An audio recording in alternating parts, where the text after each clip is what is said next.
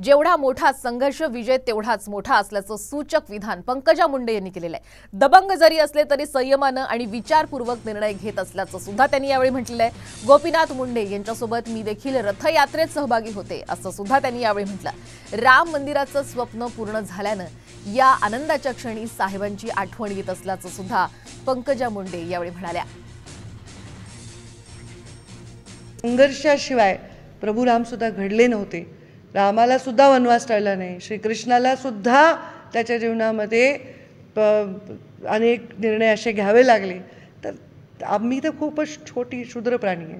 तर संघर्ष जर असेल, जितना कठीण संघर्ष होगा जीत उतनी ही कामयाब होगी असं स्वामी विवेकानंद म्हणायचे। आपण जेव्हा सामोरं जातो तेव्हा संयमाने सर्वांगीण विचार करून घ्यायचा असतो।